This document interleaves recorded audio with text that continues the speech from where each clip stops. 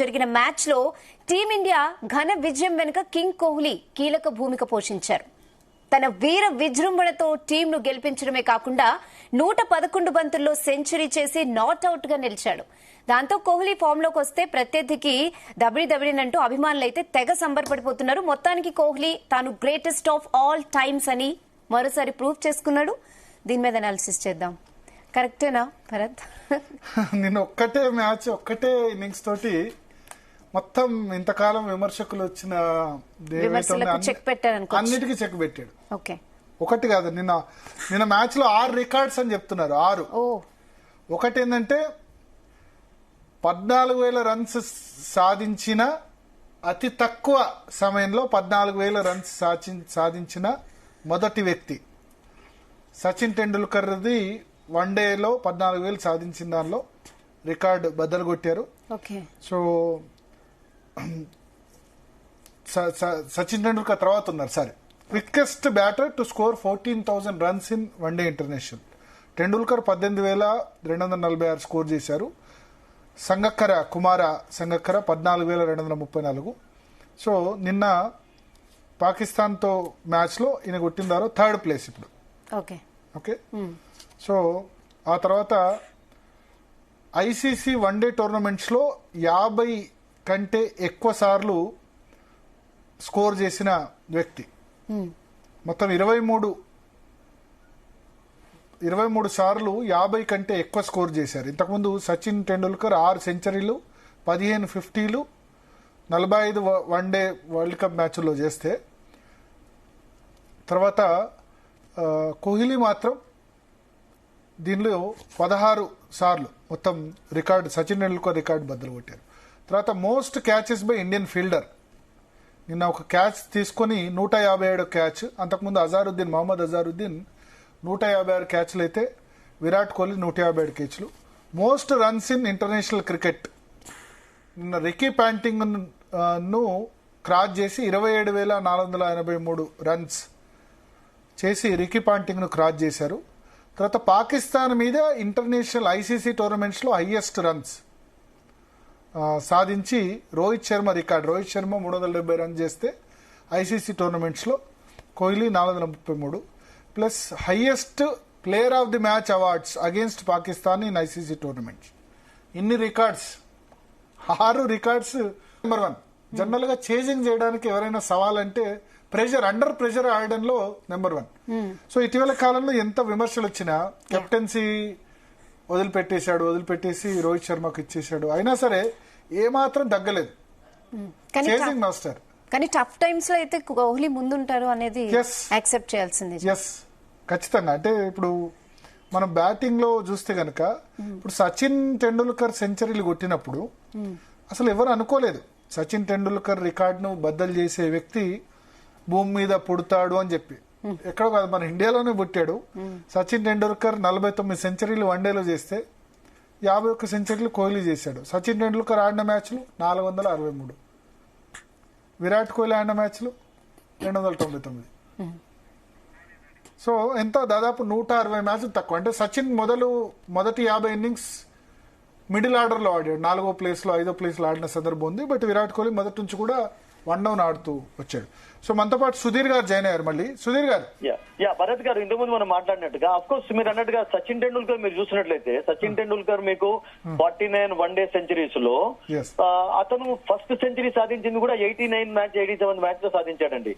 ఆ తర్వాత ఇక మూత మోగించాడని చెప్పాలి సెంచరీలో. థర్డ్ డౌన్ వచ్చాడు కదా సచిన్ టెండూల్కర్, చాలా వరకు డౌన్ రావడం చూసాం. బట్ ఫస్ట్ సెంచరీ అంటే స్టార్టింగ్ లో అతనికి 3rd డౌన్ లో 4th డౌన్ లో ఆడేవాడు స్టార్టింగ్ లో. ఆ తర్వాత ఎప్పుడైతే అజరుద్దీన్ డెసిషన్ తీసుకుని అతను ఓపెనర్ గా పంపాడో ఆ తర్వాత వి సాయ్ డిఫరెంట్ టెండూల్కర్ అండి.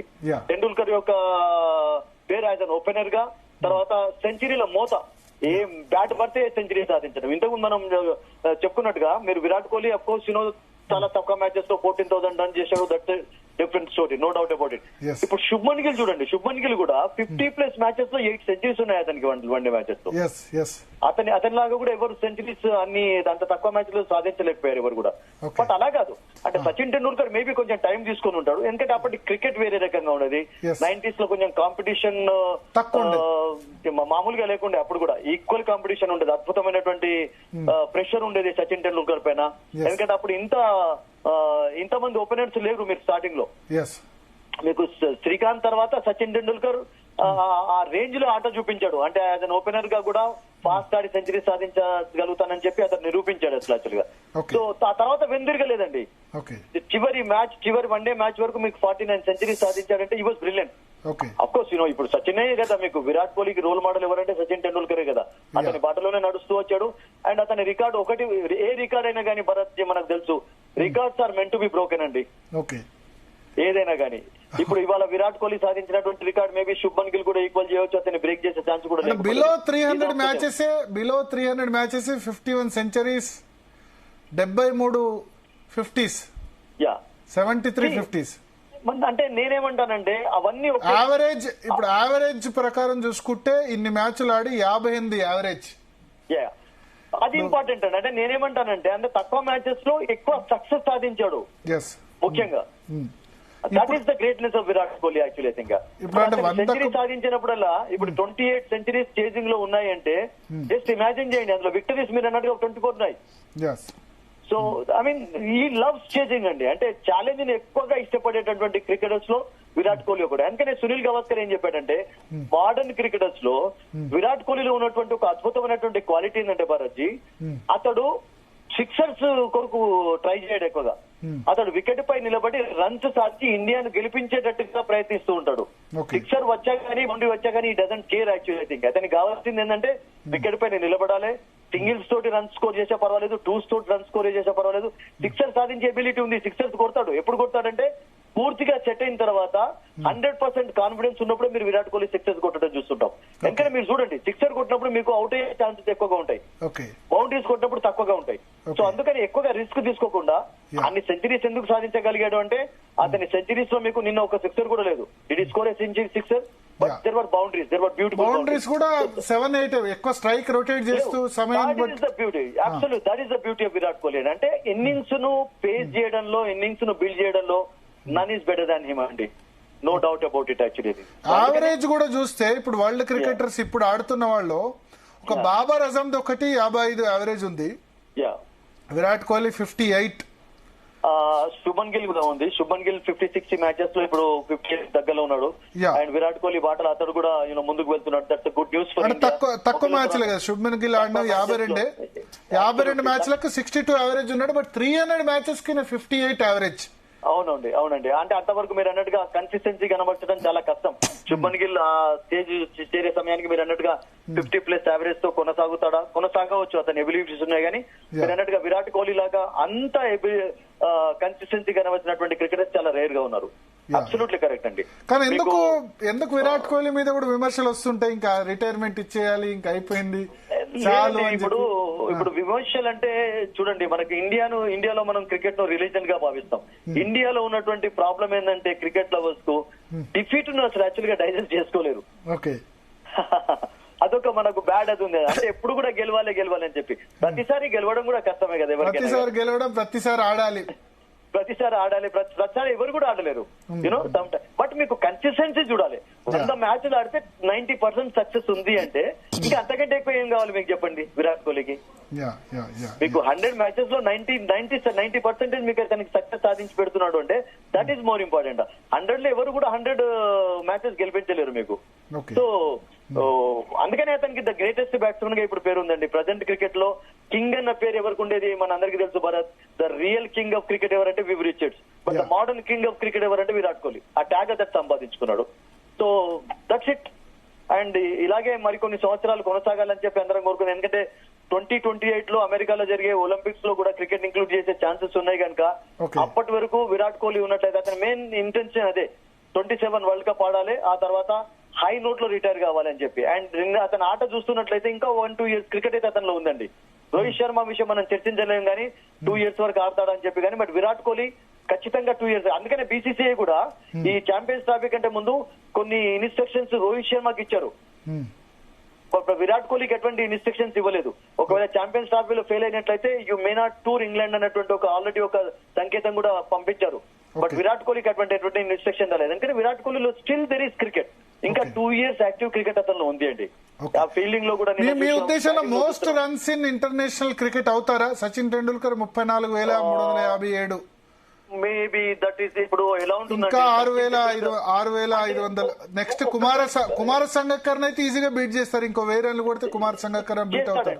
నేనేమనుకుంటానంటే ఒక్కసారి సడన్ గా ఫామ్ డిప్ కాకుండా ఏదైనా చిన్న ఇంజరీ అయ్యే ఛాన్సెస్. ఇప్పుడు సచిన్ టెండూల్కర్ కూడా మనం చూసాం కదా, 2000 వరకు భరత్ గారు అద్భుతంగా ఆడిన తర్వాత అతనికి ఆ ఎల్బో ఇంజరీ అయిన తర్వాత గ్రాఫ్ లో చాలా గ్రాఫ్ పడిపోవడం చూసాం. మళ్ళీ గ్రాఫ్ పైకి లేచింది. And Sachin Tendulkar last test match ఆడే సమయానికి లాస్ట్ 27-28 ఇన్నింగ్స్ ఒక సెంచరీ కూడా సాధించలేకపోయాడు. సో అలా అవుతుంది. 100th సెంచరీ కొరకు సచిన్ టెండూల్కర్ ఎలా కష్టపడాల్సి వచ్చింది మనం చూసాం.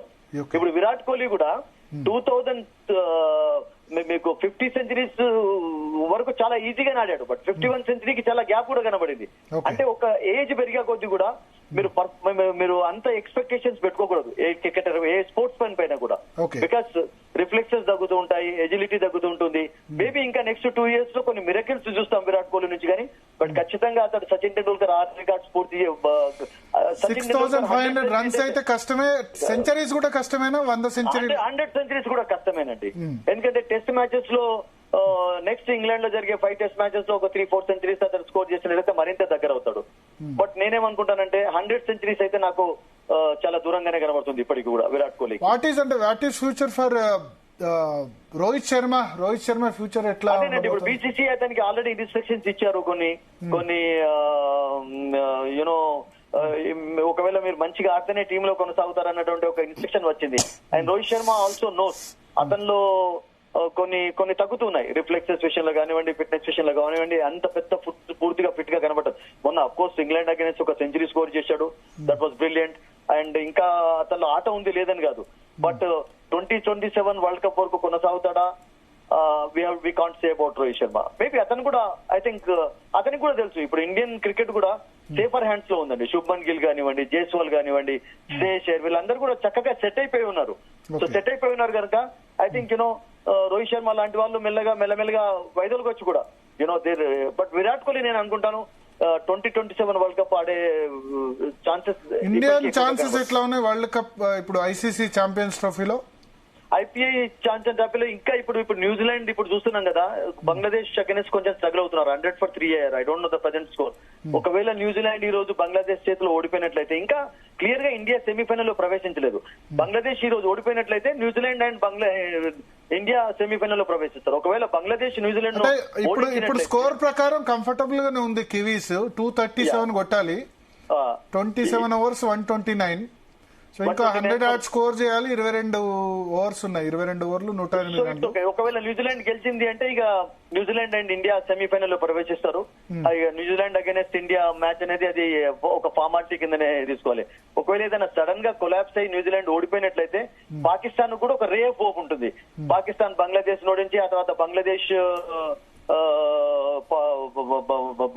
కు ఒక విక్టరీ ఉంటుంది, న్యూజిలాండ్ కు ఒక విక్టరీ ఉంటుంది. New Zealand again they have to lose to India ఈ రోజు ఓడిపోయిన తర్వాత. అప్పుడు ఏదైనా రే హోప్ ఉంటుంది. బట్ ఇప్పుడు ఉన్నటువంటి సిచ్యువేషన్ మీరు అన్నట్టుగా న్యూజిలాండ్ కి ఛాన్సెస్ ఎక్కువగా కనబడుతున్నాయి. 135 for 3 కాబట్టి న్యూజిలాండ్ 135 for 3 అంటే జస్ట్ ఇప్పుడు ఇంకా 100 రన్స్ స్కోర్ చేయాలంటే, ఇంకా 100 రన్స్ లో 7 వికెట్స్ పడిపోవాలి అంటే I don't think it can happen. ఎందుకంటే న్యూజిలాండ్ కు డీప్ బ్యాటింగ్ లైనప్ ఉంది, బ్రేస్వెల్, శాంటనర్ వరకు కూడా లైనప్ ఉంది కనుక I think they are going to win. ఒకవేళ వాళ్ళు గెలిచారు అంటే బంగ్లాదేశ్, పాకిస్తాన్ ఇంటిదారి పడతారు. And New Zealand and India Australia, South Africa A1 position కొరకు ప్రయత్నిస్తారు. A1 ఎవరవుతారు, A2 ఎవరవుతారు, న్యూజిలాండ్ అగైన్స్ ఇండియా ఆ మ్యాచ్ లో మనకు తెలుస్తుంది సెకండ్ రోజు Bharat ji. Okay. Thank you Sudheer గారు. థ్యాంక్ యూ అండి. సో మొత్తానికి ఛాంపియన్స్ ట్రోఫీలో ఇప్పుడు 2020 వరల్డ్ కప్ మన వాళ్ళు గెలిచారు. వరల్డ్ కప్ ఫైనల్ కు దూసుకెళ్లి సరే ఆస్ట్రేలియాతో ఓడిపోయారు. ఛాంపియన్స్ ట్రోఫీలో కూడా మన ప్రాస్పెక్ట్స్ బాగానే ఉన్నాయి. సెమీస్ లో మనం మోస్ట్లీ ఆస్ట్రేలియా ఆర్ సౌత్ ఆఫ్రికాతో తలపడొచ్చు ఈ రెండు ఇట్లో. విరాట్ కోహ్లీ అయితే నిన్న ఆదివారం మ్యాచ్ చూసిన చాలా మందికి కూడా చాలా చాలా చాలా ఆయన గొప్ప ఇన్నింగ్స్ అంటే 70 బాల్స్ లో 100 రన్స్ అట్లా ఏం కాదు.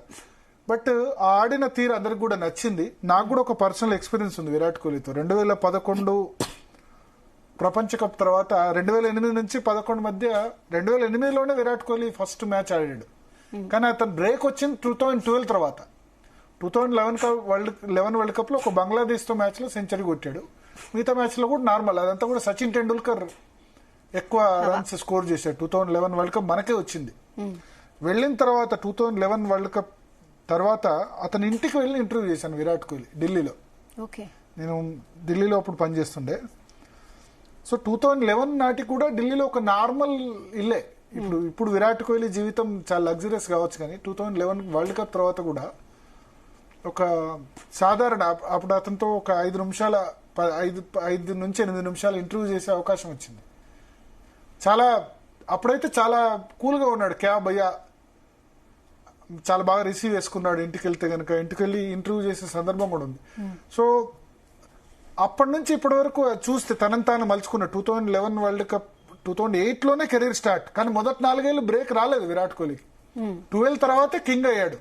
12-13 నుంచి ఎప్పుడైతే సచిన్ టెండూల్కర్ ఇంకా తగ్గిందో, టెండూల్కర్ 13 వరకు ఆడాడు, ప్రభ తగ్గిందో అప్పటి నుంచి అతని ప్రభ పెరగడం స్టార్ట్ అయింది. మొదటి 3-4 సంవత్సరాలు నిజానికి సచిన్ టెండూల్కర్ కూడా 89 ఇన్నింగ్స్ వరకు ఒక్క సెంచరీ కూడా చేయలేదు. విరాట్ కోహ్లీ సరే సెంచరీ 2011 వరల్డ్ కప్ లో ఒకటే సెంచరీ చేసిన అప్పటి వరకు ఏదో నార్మల్ బ్యాట్స్మెన్ అనుకున్నవాడు ఒక్కసారిగా 12 నుంచి అతని కెరీర్ గ్రాఫే మారిపోయింది. సో చాలా హంబుల్ వ్యక్తి. నేను పర్సనల్ గా నేను ఇంటర్వ్యూ చేశాను కాబట్టి చాలా హంబుల్ వ్యక్తి. అప్పుడు కూడా ఒక మధ్యతరగతి నుంచి వచ్చిన వ్యక్తి. తండ్రి చిన్నప్పుడు చనిపోయాడు. ఢిల్లీలో అతని నివాసం చాలా సామాన్యుల ఉండే నివాసం, మిడిల్ క్లాస్ ఇల్లు ఉండేది. ఇప్పుడు కోట్ల రూపాయలు గడించాడు. సో ఒక చిన్న ఫ్యామిలీ నుంచి వచ్చి ఈ విధంగా ఇప్పుడు మల్టీ బిలియనీర్ అయిపోయాడు because of cricket it's popularity. అంటే ఈ క్రికెట్ గేమ్లో ఇండియాలో ఎటువంటి ఇన్ఫ్లుయెన్స్ లేకున్నా, ఎటువంటి పెద్దలు సహకారం లేకున్నా ఆ విధంగా తనను తాను మౌల్డ్ చేసుకుని ఒక విధంగా ఇప్పుడు అందరికీ ప్రపంచ క్రికెట్లోనే రోల్ మోడల్ అయిపోయిన సిచ్యువేషన్ కోహ్లీది. అంటే ఒక విధంగా సక్సెస్ స్టోరీ చెప్పాలంటే జనరల్గా ఏంటంటే సరే సచిన్ టెండూల్కర్ రమాకాంత్ అచ్రేకర్ దగ్గర కోచింగ్ తీసుకున్నాడు. బికాస్ ముంబై ఎక్కువగా ఆ సమయంలో డామినేట్ చేస్తుండేది. ఢిల్లీలో ఒక మధ్యతరగతి కుటుంబంలో, ఒక మధ్యతరగతి కాలనీలో పుట్టిన వ్యక్తి ఇవాళ క్రికెట్ ప్రపంచాన్ని శాసిస్తున్నాడు. ఒక మన దేశంలోనే కాదు, అన్ని దేశాల్లో కూడా విరాట్ కోహ్లీకి ఫ్యాన్స్ ఉన్నారనడంలో మాత్రం ఎటువంటి సందేహం లేదు. తనను తాను మౌల్డ్ చేసుకోవడం అంటే ఏ వ్యక్తికైనా సక్సెస్ సాధించాలంటే ఆ సక్సెస్ గ్రాఫ్ ఒకటేసారి. ఇప్పుడు సచిన్ టెండూల్కర్ అండ్ వినోద్ కాంబ్లీ వాళ్ళు కాలేజీ లీగ్లోనే క్రికెట్లోనే 336 సచిన్ టెండూల్కర్ స్కోర్ చేస్తే శారదా స్కూల్ తరఫున 365 వినోద్ కాంబ్లీ స్కోర్ చేశాడు. కానీ వినోద్ కాంబ్లీ ఎక్కడున్నాడు ఇవాళ? లేదు. వినోద్ కాంబ్లీ కొన్ని రోజులు మాత్రమే ఆడాడు. తర్వాత అతని చెడు ప్రవర్తన వల్ల, అంటే అతను ఉన్న బ్యాడ్ హ్యాబిట్స్ వల్ల అతని పరిస్థితి ఏ విధంగా ఉందో మనం చూసాం. ఇప్పటికీ మనం చూస్తుంటాం వినోద్ కాంబ్లీ రోడ్ల మీద తాగి పడిపోతాడని చెప్పి. బట్ అంటే సక్సెస్ అన్నది అది సచిన్ టెండూల్కర్ కైనా విరాట్ కోహ్లీ అయినా దాన్ని డైజెస్ట్ చేసుకుని వాళ్ళు రైట్ గా మౌల్డ్ చేసుకున్నారు కాబట్టి వాళ్ళు ఆ స్థానంలో నిలిచారని మనం చెప్పొచ్చు. రెహానా. ఓకే, సో ఇంకొక ఇంట్రెస్టింగ్ టాపిక్ అనాలిసిస్ చేసే ముందు డిఎన్ఏలో ఇప్పుడు ఒక షార్ట్ బ్రేక్ తీసుకుందాం.